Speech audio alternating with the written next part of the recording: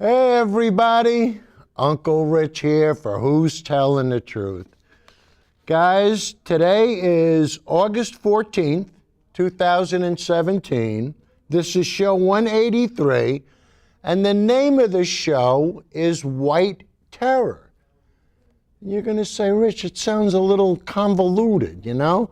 Well, guys, I really wanted to call the show Charlottesville, but Kurt said that's too many letters. And I wanted to name the show after the white nationalist terrorists or the white supremacists, but, you know, I even wanted to call the show the Trump Reich, you know, because I tell you what's going on with the neo-Nazis and everything. But guys, we're really going to delve into that. But first, you know, and on this show, if you're used to what we're doing, we like to have a little bit of fun in the beginning. And we're going to show you a quick clip, and it's on texting and walking. And I just want you to have some fun with it, because let's be honest with each other. We all do it. You know, I might text my wife when she's just upstairs, but I mean, I don't know what it is. But anyway, so we're going to have a little bit of fun with the very first clip. And this clip is called Texting and Walking. But guys, we're going to add a little something at the very end. And it's what I call shock value. So Judy, let's have clip number 01, please. Guys, haven't we all done this? Bonk.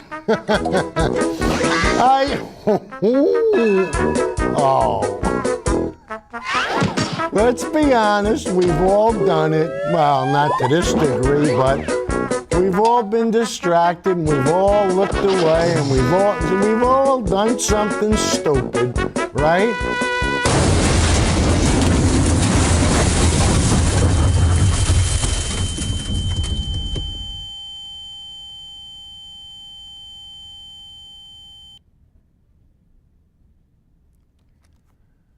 Guys, some things aren't funny, are they?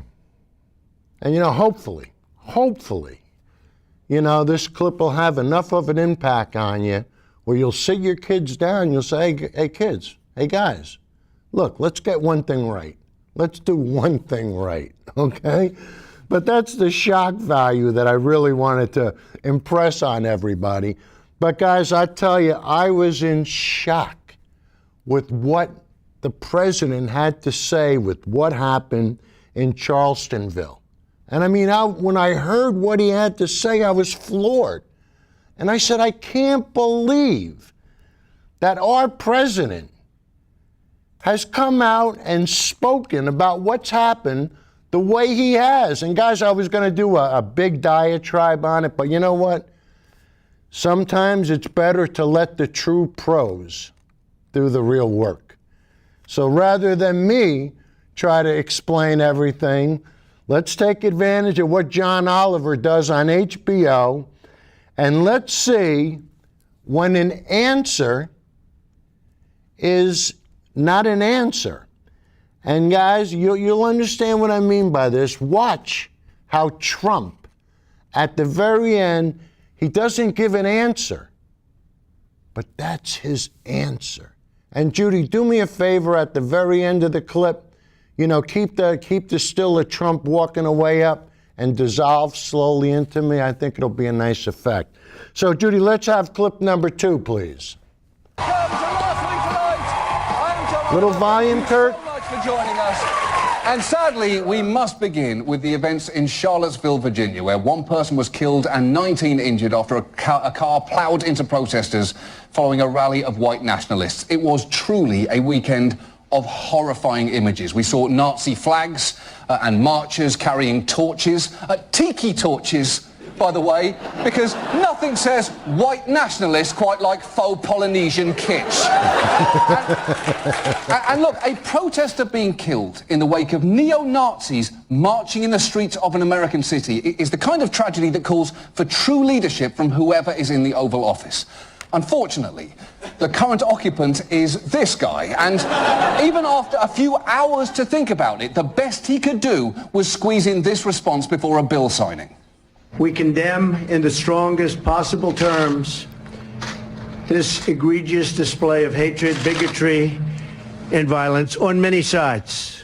On many sides. Wait, on many sides? This was a white nationalist rally. You have to call that out by name. There honestly aren't many instances in modern American politics where you can honestly think that guy really should have mentioned the Nazis, but this is emphatically one of them. It's like a reverse Godwin's law. If you fail to mention Nazism, you lose the argument. And having made a wild false equivalence between Nazis and people who oppose Nazis, Trump moved on to his favourite subject, himself. It's been going on for a long time in our country. Not Donald Trump, not Barack Obama. It's been going on for a long, long time. It seems Trump's first response to anything bad happening is always to immediately absolve himself of any personal responsibility. He's the kind of guy who starts eulogies at funerals saying, "Great guy, I didn't kill him, but he's a great guy and he's dead and I didn't do it." And you know who might take issue with his statement that the white nationalists had nothing to do with Donald Trump? The white nationalists themselves. Because here is David Duke during yesterday's rally. We are determined to take our country back. We're going to fulfill the promises of Donald Trump. That's what we believed in. That's why we voted for Donald Trump, because he said he's going to take our country back, and that's what we got to do. I've got to say, David Duke and the Nazis really seem to like Donald Trump, which is weird because Nazis are a lot like cats. If they like you, it's probably because you're feeding them. Also, cats are like Nazis, but that's a whole different subject. And that kind of connection there is something that anyone in their right mind would want to immediately and repeatedly disavow. And it's not like Trump wasn't given the opportunity. Watch what happened at the end of his speech. Thank you, everybody. Mr. President, how do you respond to white nationalists who say they're participating in Charlottesville because they support you? They'd like me to sign the bill here instead of outside, so I think we'll do that. Okay? Thank you. You know, for a second there, as he came back to the podium, I almost thought, well, maybe he's about to say the right thing. But of course not. He had one last shot before the buzzer on the racism clock hit 0, and he threw an air ball so far away it landed in the Third Reich. And for the record, even after he signed the bill, he got another chance. Mr. President, do you want the support of these white nationalist groups who say they support you, Mr. President? Mr. President, have you denounced them strongly enough? A car plotting a group of people, would you call that terrorism, sir? So here is the problem. Here is the problem with that. A non-answer in a moment like this is an answer. Guys, look at that. You see how how he was just walking away? He turned his back, he refused to answer the question, and just walked away. And why? Because he's got a dilemma. He's got a real dilemma. Right, Uncle Joey? Uncle Joey and I were going through this. And guys, I just want to tell you how much I appreciate Uncle Joey's input, which is... It's getting to the point where I think even Uncle Joey is going, wait a minute. This guy is too far over the edge for me too. But we've been going back and forth, and I want to tell you, you know, I take no prisoners whatsoever. But guys, there's a person who's even worse than me, and that's Ann Navarro. And I tell you, she takes no prisoners. But you know, a lot of times when I watch this stuff, you know, I say the people that voted for Trump, when they voted for him, did they really know what they were going to get? Did they know that, of course, they couldn't have known that this guy was such a fruitcake. Because if they did, they wouldn't have voted for him. They couldn't have. And I think it's all coming back to haunt him now. But guys, let's have some fun with Anna Navarro, and like I said, she takes no prisoners. So Judy, number 3, please. There's been so many acts of hatred in this country where he has remained shamefully silent. So at least the president at this point has said something. but what he said was severely lacking. First of all, he turned shortly after he talked about Charlottesville, he turned the conversation into all the accomplishments that have happened under his leadership. Today, the focus is on what's happening in America, what is happening in the streets of Charlottesville. He needed to have called out that the plowing of that car into people is a domestic act of terrorism by white supremacists. Damn it, Donald Trump, call a spade a spade. Call white supremacists white supremacists. Call the KKK, call the neo-Nazis, call them out by name. The same way that you want to call out Islamic terrorism, and you should call out white supremacist terrorism, because it is just as dangerous to the streets of America. Oh, brother. She makes me look lame, doesn't she? I mean, I'm telling, she's brutal. But just the way she's, Trump gets up there and he starts talking about everything he claims he's done. And then he goes so far, he can't call it a domestic act of terror. He can. And, this is driving a car into people is an ISIS terrorist tactic. It's what they did in France, remember? When the guys drove the trucks down the street, or the truck down the street, killing, I think, maybe 50 people in France, just running people over. This guy just had a car. They had trucks, but I mean, this is how sick it's gotten. And, you're going to say, why did we name the show White Terror? What about this neo-Nazi stuff?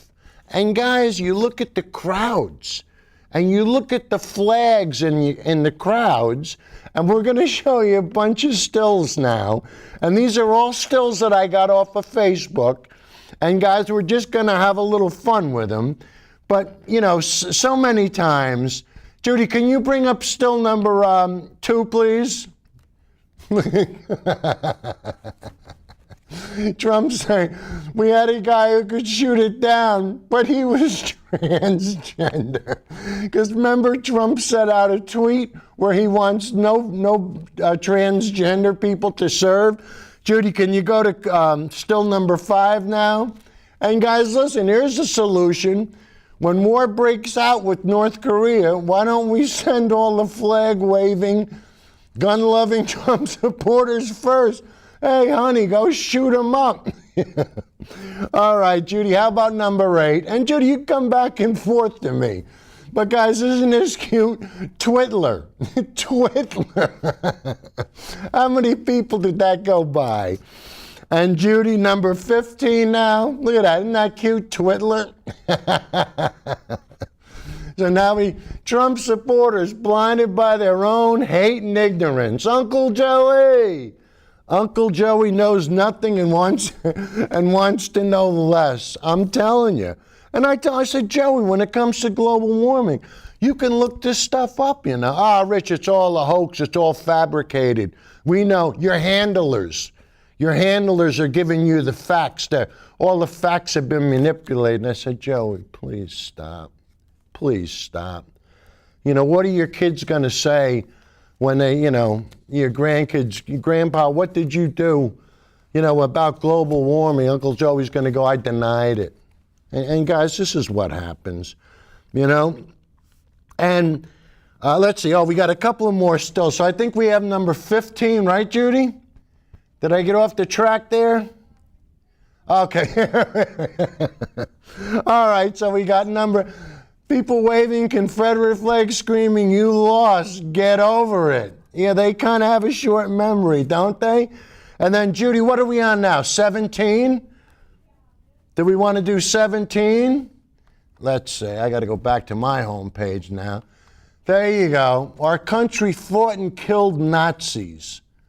Why tolerate them on our own soil? Can you believe this, guys? And then we have, let's see, number 18, Judy. Mom, tell me about 2016. Well, honey, people were upset about a woman's emails, so we let Nazis take over. And Judy, let's go. Oh, wait, we still have, let's have one more. And this is clip number 14. Uncle Joey, my buddy, this is for you and for all your T-Billy T-Hottists There are two types of Trump supporters, billionaires and idiots. Check your bank account to see which one you are. Judy, come back to me. Joey! And guys, that's what it boils down to. But you know, Joey is so infatuated with the Republican Party. My party, right or wrong, my party, right, Joey? He don't care. He doesn't want to know nothing. He really thinks this Russian probe is a hoax. He thinks everything's a hoax. You know, if it doesn't have an R after it, it's a hoax. But guys, you know, we always like to have fun. And John Mulaney was on Colbert, and he made an equation about a horse's ass. Well, no, he really didn't say a horse's ass, but he made a reference to a horse. And maybe I thought up the horse's ass part, but Judy, let's have a little fun with clip number 4, please. Now, we want to go to this one. It's like there's a horse loose in a hospital.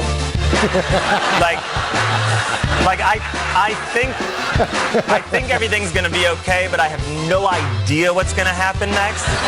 And like none of you know either. Like we've all never not known together. And on the news they try to get people, they're like, we have a man here who once saw a bird in an airport. It's like, get the hell out of here. This is a horse loose in a hospital. And we're all like, it's not good. There are worse things. But there are worse things. Yes, but it's confusing because every day we just have to follow the horse.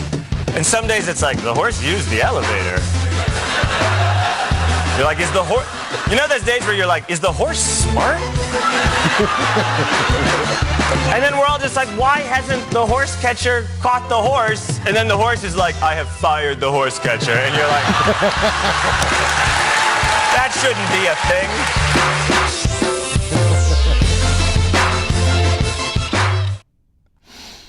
I fired the horse catcher. And guys, that's what it's coming down to. You know, it gets to the point where, you know, how can you believe anything Trump says or does, you know? But there's always a telltale sign. There's always something that'll tip people off. And guys, I'm not an expert on this, but take a good look at Trump's body language and tell me if you don't think something is wrong. I mean, just take a good look at his positioning, the way he's holding his arms, what he's saying, how he's saying it, and look at his body language. And you, when we come back on the other side, you let me know what you think. So, Judy, let's have clip number 5. North Korea best not make any more threats to the United States. Look at the arms crossed. They will be met with fire and fury like the world has never seen. He has been very threatening beyond a normal statement. And as I said, they will be met with fire, fury, and frankly power, the likes of which this world has never seen before. Guys, you could be the judge yourself. When you see somebody sitting there with the arms folded like that, that's usually a sign that he's protecting himself. So what's he protecting himself from? From the lies that he's spewing, right? But guys, when you say, you know, Trump would lie, what would he lie over? Well, we're going to give you a perfect example of Trump lying in action. And this is more or less in regard to the positioning that we just saw Trump do.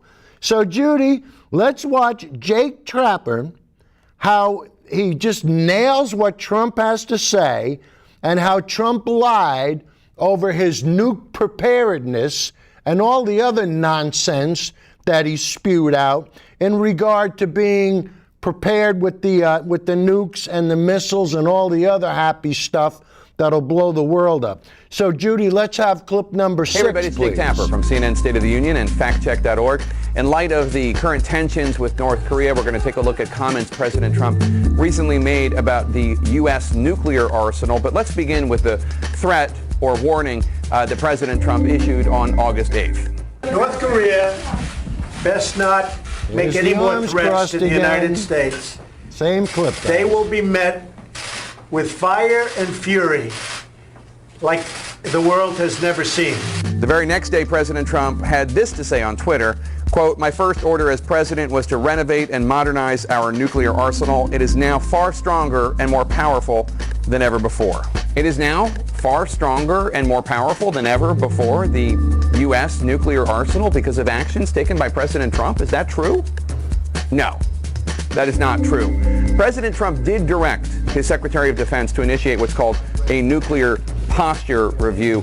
Technically, it was not his first order. It wasn't even an order. It was a memorandum. It was the 9th memorandum that the president issued. If you include all the orders and memoranda together, it was the 13th. But even moving beyond that, it will not be completed until the end of the year. So, no, it's not stronger and more powerful than ever before because of actions the president took. All U.S. presidents since Bill Clinton have undertaken nuclear posture reviews at the beginnings of their administrations. Bill Clinton did it, George W. Bush did it, Barack Obama did it, now Donald Trump's doing it. The Obama administration review was completed in April 2010, and that resulted in a $400 billion modernization plan that included new nuclear submarines, intercontinental ballistic missiles, and Navy bombers. Todd Harrison, a defense budget analyst at the Center for Strategic and International Studies, said he did not see, quote, how there is any factual basis to support President Trump's tweet. Clearly, this was not literally his first order, Harrison told us, and nothing has changed in the nuclear arsenal. To be fair, even if President Trump wanted to make changes, nothing would have changed by now. We asked another expert, Kingston Reeve from the Arms Control Association, about what he thinks of President Trump's claim. And he told us the arsenal has just about the same capability today as it did when Trump took office, same weapons, same readiness level, same strike plans. So the bottom line, it's not true that this was President Trump's first order, and it's misleading to say that there have been any changes in power or strength in the U.S. arsenal because of steps President Trump took. A reminder to all the politicians out there, you're perfectly entitled to your own opinions, not to your own facts. I'm Jake Tapper from CNN State of the Union and factcheck.org. Boy, do I love stuff like that. I mean, when you can nail them to the wall. But what really bothers me is, why doesn't Trump think about what he's about to say before he says it? He just spits this stuff out like nobody's going to look it up. And, you know, you get guys like Uncle Joe in, you get these other half-wits that go to his rallies, and you get these people that, you know, that went to Charleston, you know, so they can, you know, profess their hate. And I tell you, you know, some of the stuff that we see on there, you know, but how does Trump lie? And how is he able to get away with it all the time? Most of the times, guys, it's the reason why we surround ourselves with the question marks. If people would just question what Trump said, if they would look up what he said, and don't just look it up on a conservative Fox site, you know, be critical, be a critical thinker. This is what I always try to tell Uncle Joey. But guys, Uncle Joey doesn't want to be a critical thinker. He wants to find things that correspond with his conservative brainwashing. That's all he looks up. If it doesn't have an R after it, if it's not a conservative website, he doesn't want to know anything about it. But guys, one of the other big problems is a lot of these people, a lot of the simple folk are brainwashed with religion. And that's why I always say religion is the root of all evil. Why? Because you can get a pastor to come on TV and make nonsensical claims that God wants Trump to do certain things. And guys, how foolish do you have to be to believe this nonsense? So Judy, let's have clip number 7, and we're probably going to play it twice, Judy. The Bible gives President Trump the moral authority to use whatever force necessary, including assassination or even war, to take out an evildoer like Kim Jong-un. And I think most Christians understand that. The Bible gives President Trump the moral authority to use whatever force necessary, including assassination or even war. Guys, can you believe that? The Bible gives Trump moral authority to assassinate and destroy another country. Where does it? That's what it says in the Bible? That's what it says? Guess what? I don't want to have anything to do with it. If that's where you're getting your morality from, and if that's what your morality tells you is okay, hey, I want to check the none box. When they say, what religion are you? Not the N-U-N box. I want to check the none box. N-O-N-E. None of the above. And why?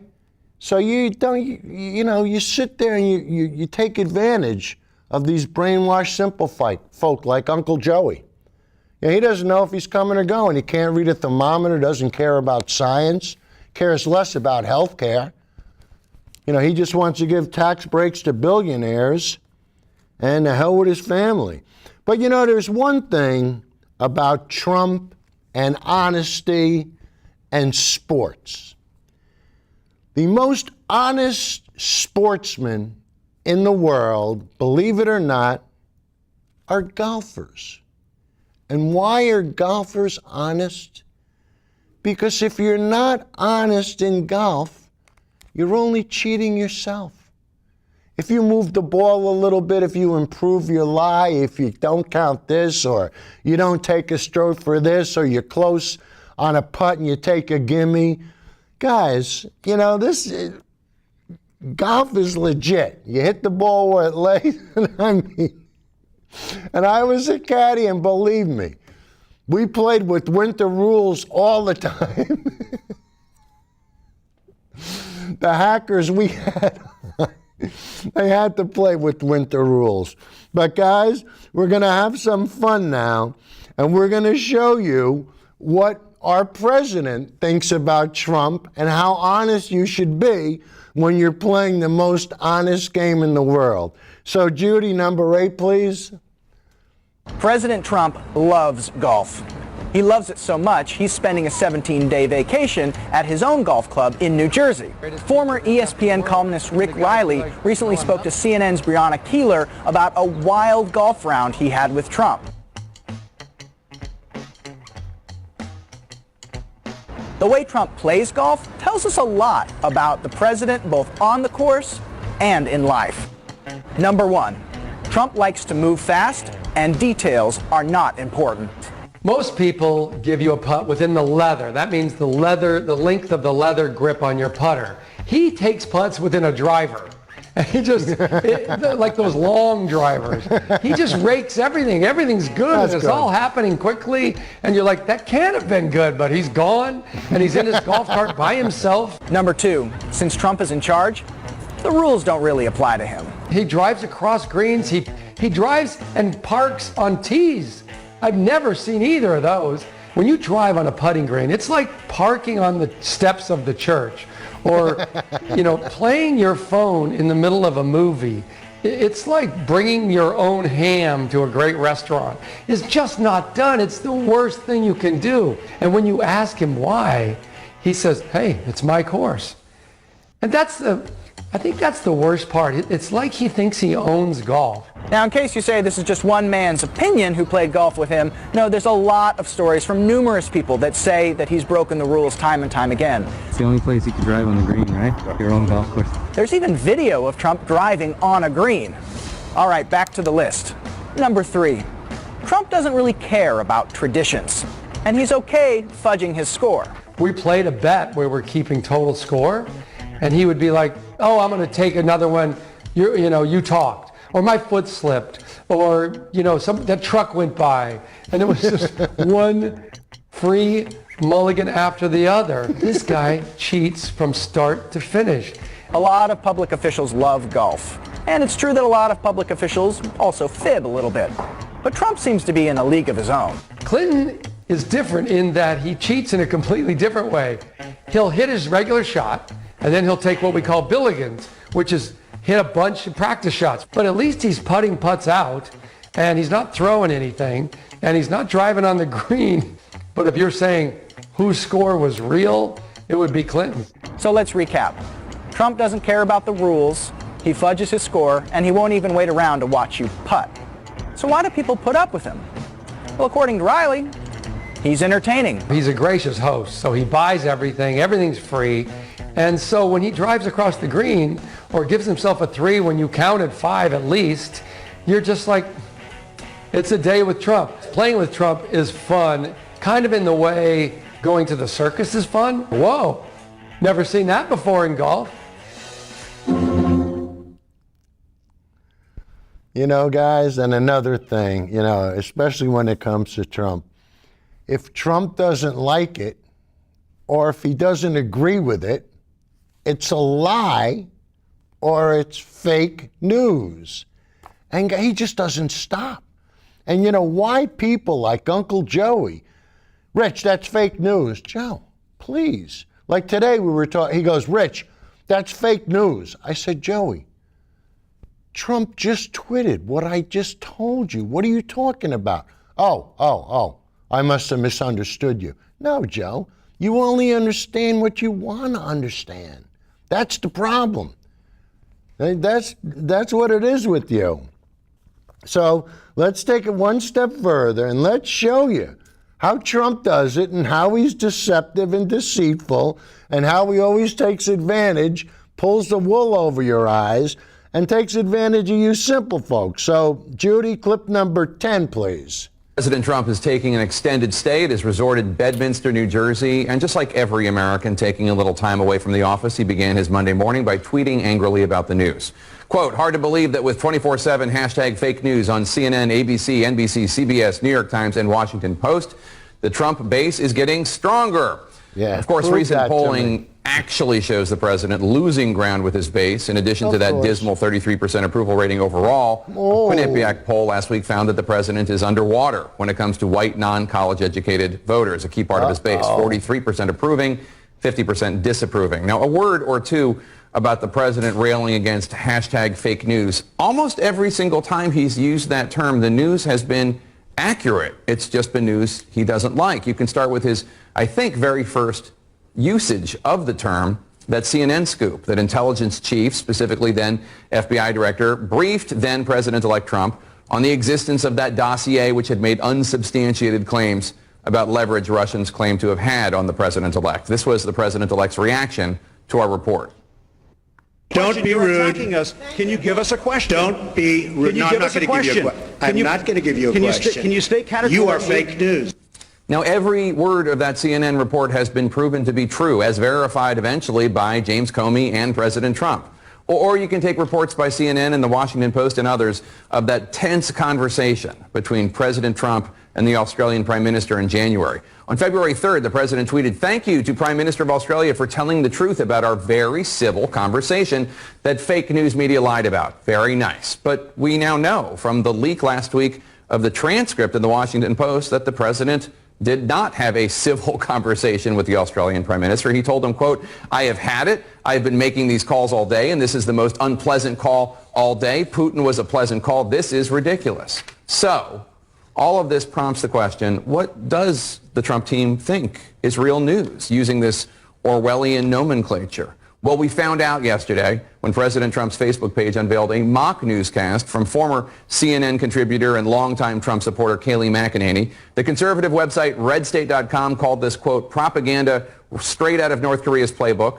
Obama's former ambassador to Russia said it, quote, feels eerily like so many state-owned channels I've watched in other countries. But take a look and judge for yourselves. Hey everybody, I'm Kayleigh McEnany. Thank you for joining us as we provide you the news of the week from Trump Tower here in New York. Overall, since the president took office, President Trump has created more than 1 million jobs. It's interesting language. She claimed that President Trump himself has created more than 1 million jobs. Not business owners, not Congress, not Wall Street, not investors, not hardworking small businessmen and women. President Trump created those jobs. That's their idea of real news. The Trump Weekly News Roundup is being funded by President Trump's re-election campaign. Now, McEnany, who was also just named spokeswoman for the RNC, signed off her broadcast like this. Thank you for joining us, everybody. I'm Kayleigh McEnany, and that is the real news. Now, empirically, there's nothing journalistic about a political organization that exists to support a politician cheering on that politician. It's not real, and it's not news, and it's definitely not. So Trump has a re-election committee already? Re-election? He's got to see if he can stay in office for 4 years. Never mind get re-elected. And then, when it comes to health care, what he's got going through his mind is just beyond me. And then he insults, Mitch McConnell, and he creates all the infighting. But I heard, and I don't know how true this is, so we're going to have to watch it with the next clip, but I heard that the Republicans are planning on selling rape insurance. Could that be true, guys? Judy, clip number 11, please.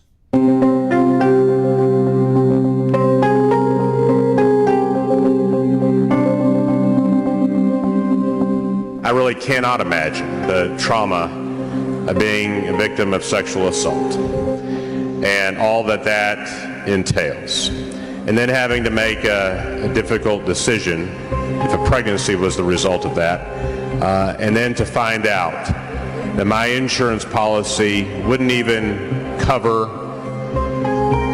a medically necessary procedure to help bring closure to that traumatic and terrible episode. Can you imagine this, guys?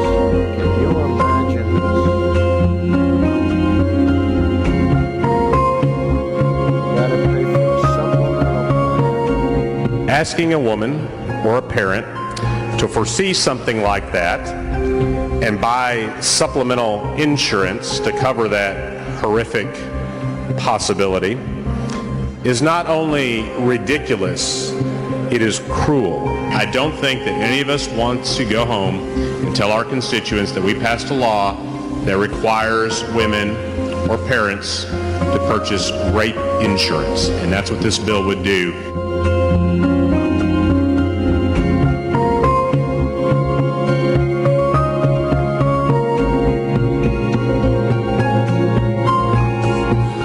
This does appear to be strictly a political bill that has no real impact. It's very disturbing to me that we continue to bring up these issues time and time again. Here we are in the special session, the third bill on abortion, and it's for no reason whatsoever.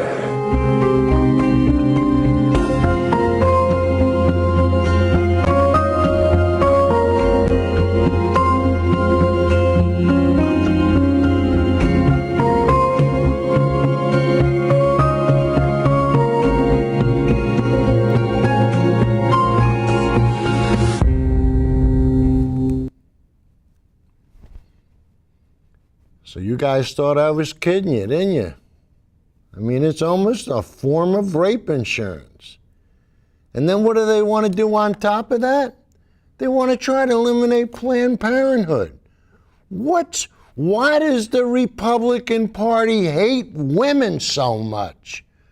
What's the problem? Doesn't everybody have a mother? Don't these clowns have mothers? When they pass this stuff, don't they realize? Holy moly. And guys, let's see about the Republican lies on Planned Parenthood. So Judy, clip 12, please.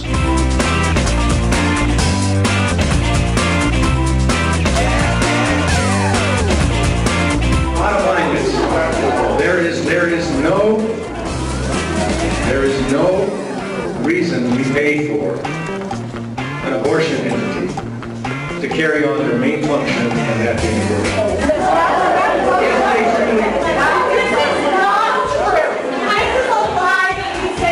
If they truly want to.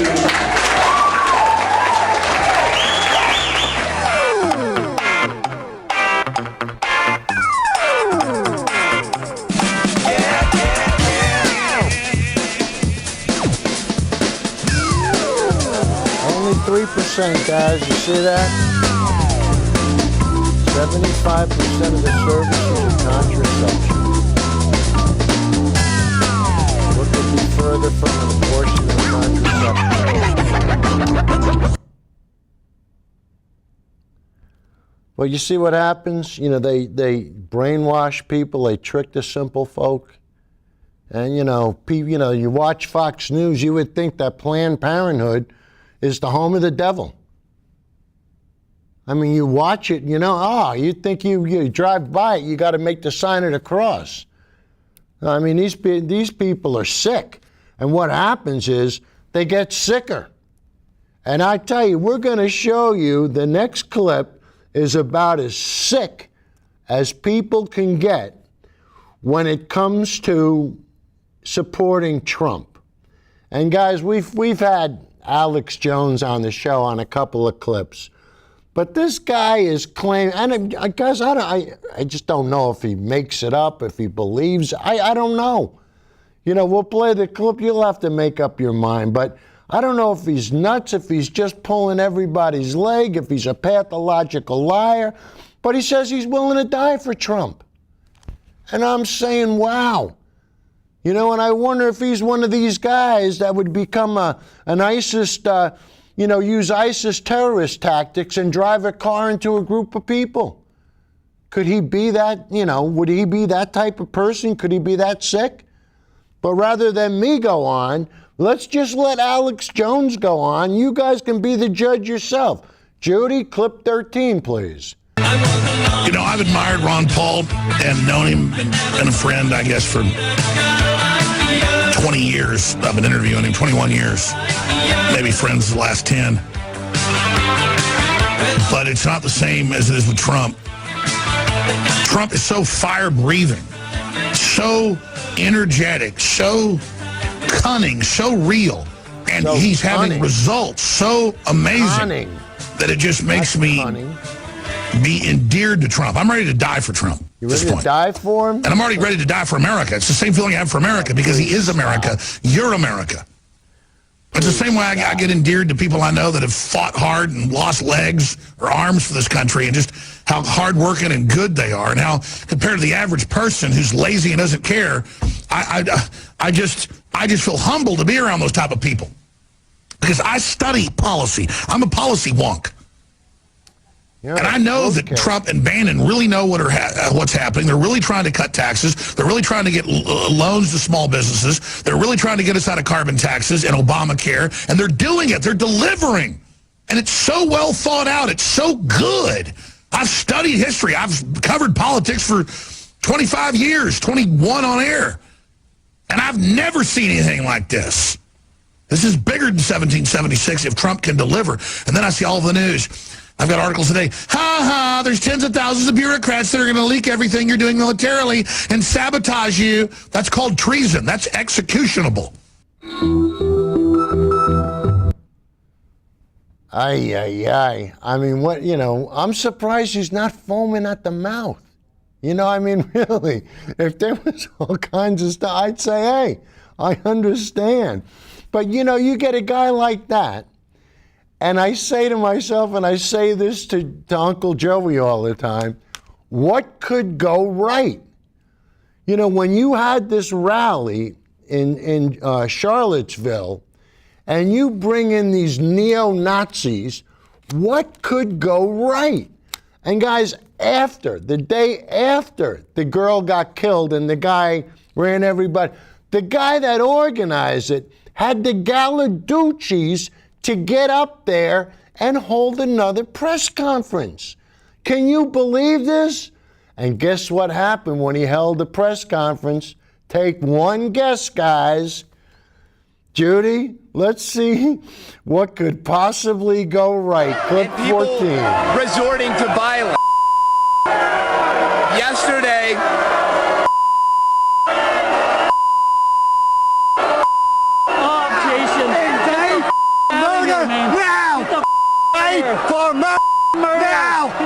The murderer now, that's the guy that ran the girl over. I'll be in Washington.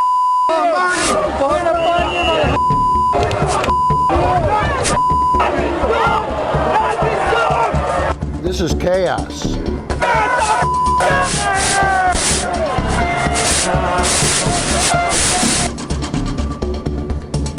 I feel for this guy. This guy must be terrified. Let's see what happens when you try to sell hate. It comes right back to you. I feel for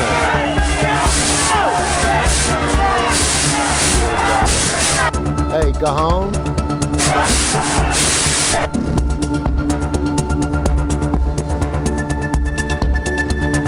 Well, that's sad, isn't it? Hey, listen, what you got to say to these guys is, look. Go home. Go home. Have a nice tall glass of milk, a couple Oreo cookies, sit down, behave yourself, take it easy. I mean, this is, you know, when you're stupid enough to incite a riot, and when you go back the day after to try to address the people that you tried to kill, I mean, you really got to be a Fruit Loop. I mean, there's just no way you can get around it. And guys, there's only one way that I could possibly think that this guy could have spoken to people. And that would have to be through the safety of a chain link fence. I mean, that's what it's going to come down to. And what does that remind you of? A clip from an old movie favorite. Guys, Judy, let's have clip number 15 and enjoy, please. Yo, I'm Elwood. My brother Jake. Well, my temperature's rising and my feet on the floor. People not because they want to roll. That make you better. I don't know what you got. Better take it easy. This place is hot and I'm so fascinated. That ain't no Hank Williams song.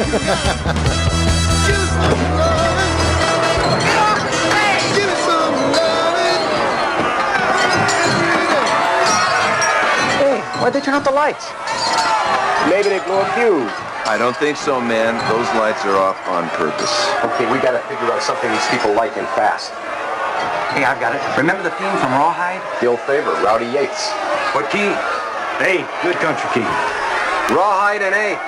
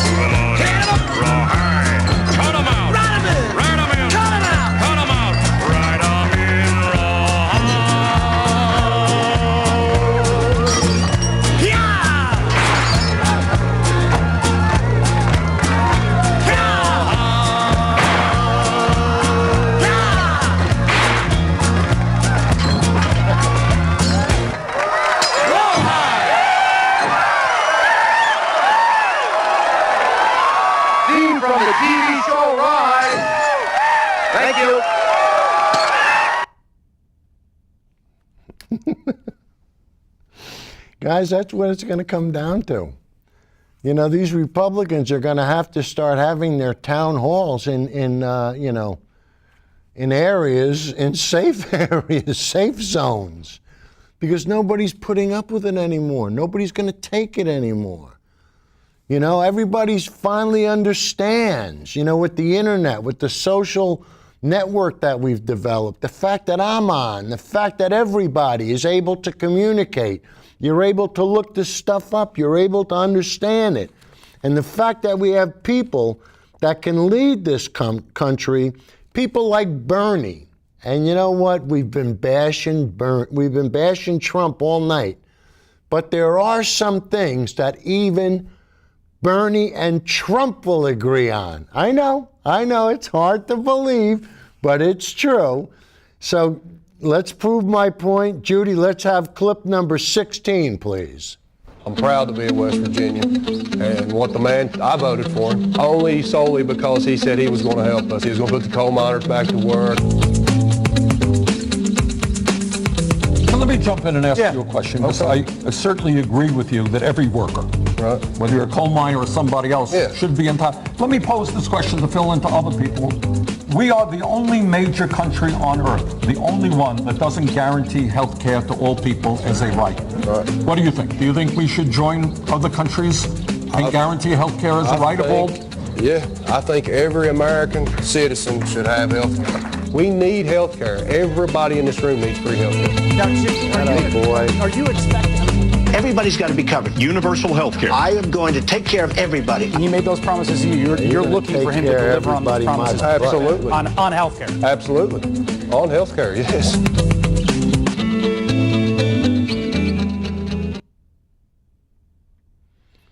You know, Trump said it. Why doesn't he stick behind what he says?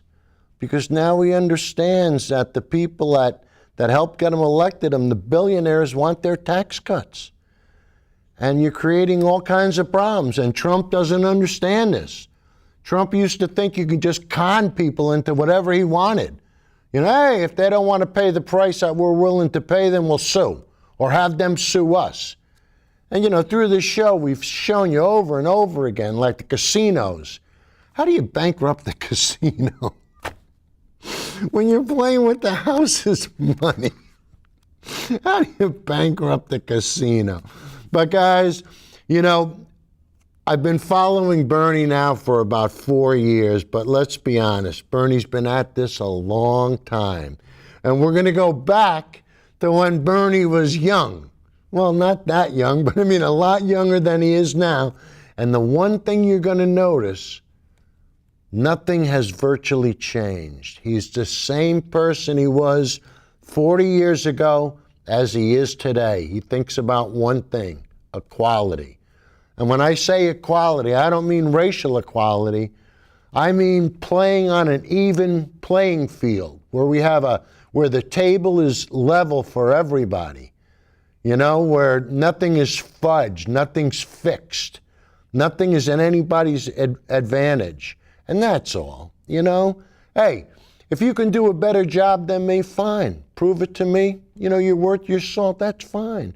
But the thing is, when you have an uneven advantage, and guys, that's what happens. You get these corporations, they take advantage of people. They do it all the time. And then they trick the simple folk into voting for them. And you get guys like Uncle Joey, he doesn't know if he's coming or going. So you tell anything with an R, if it's got an R after it, it's for Uncle Joey. So let's go back and let's take a look at Bernie when he was a little bit younger. Judy, clip number 17, please. What a sprite young guy, huh? The question is, how does the Republican Party do so good? And now I'm going to tell you something that very few people in Congress would tell you. If you are the Republican leadership, and this is what your goals are, your goals are to give huge tax breaks to the very richest people in this country. Your goals are ultimately to privatize Social Security so that Wall Street can make money from that. Privatize Medicare so the insurance companies can make more money. Privatize education. Do away with public schools. If those are your goals and you said that to the American people, you think you get a lot of lower. There are many members of the Congress today, Republicans, who not only will not raise the minimum wage, which is $5.15 an hour, you know what they will tell you honestly? They believe in abolishing the minimum wage. Did you know that? Check it out. Telling you the truth. So that if Americans can work for $3 an hour or $2 an hour, not a problem. Now, if you had an agenda like that and you went before the American people, tax breaks for the rich, destruction of Medicare, destruction of Social Security as we know it, lowering the minimum wage or abolishing it, how many votes did you think you'd get? Not a whole lot. Maybe the richest 1% would vote for you. But that's not a lot of votes. So what do? I've got a problem. You package it. How do you package it? And here I want you to pay attention to me. Because this is bad stuff. I don't mind debating people who say, I was on a Hannity show, Sean Hannity yesterday, and Hannity, Number 40. extreme right-wing guy, he thinks Video he 40. loves these tax breaks for the rich and so forth, so we had a little bit of a discussion about that. Well, how much time do we have? Actually, it was a loud discussion. But I don't mind people who are upfront about that. Okay, give the rich more tax breaks, but that doesn't win you elections. So this is what you do. What you do is divide people up. When you asked me your question, how do I get elected? I said, I try to bring people together. We fight for women's rights. We support the rights of minorities. We support the rights of workers. We bring the majority of people together. And occasionally, honest people will have differences of opinion. In this room, there will be differences of opinion. But everybody in this room is in agreement that everybody should have health care, right? Question number 2, should we increase funding for education or should we lower funding for education? Raise your hand if you think we should increase funding for education. Okay, you're on the side of the vast majority of Americans. Okay. So on those issues, we bring people together. Now, what do the Republicans try to do? And they use it in what we call, kind of language that they're not upfront about. What do? We divide people up by races. Affirmative action becomes one issue. All them black people are getting the jobs that we white people used to have. Split people, working class, white against black, instead of working together to create decent jobs for all. Those uppity women now, they want the right to choose.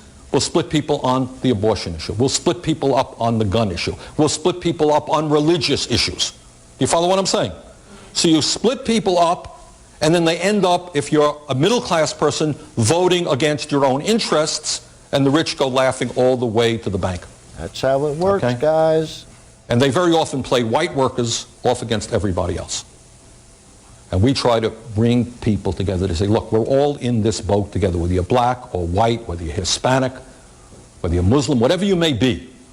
Everybody needs health care. How do we create a health care system that works for all people? Not divide people up. Everybody knows that the kids, young people, do not make it into the middle class unless they have a decent college education. So how do we make college education accessible to all people? Not an expensive proposition, a tiny, tiny fraction of the president's tax breaks for the rich, if we put into financial aid, would make sure that every young person in this country could go to college without going deeply into debt. You know what? The vast majority of the people support us. But in order to do that, we've got to bring everybody together. And many of these, not all, and I'm not here to disparage all Republicans. Some very decent people happen to be conservative. I respect that. But some people who I don't respect will play off women against men, black against white. Oh, the gay issue, very, very big issue. Okay? Straight against gay, right? We're all supposed to hate. Guys, it's hard to argue with Bernie, isn't it? He puts the cards on the table. He shows you what's going on. It's very simple. How much time we got left, Judy? Say good night, Rich. Okay, guys, we'll see you next week. And hopefully next week we'll be able to talk about Gore's new movie, An Inconvenient Truth, Part 2. Take care, guys.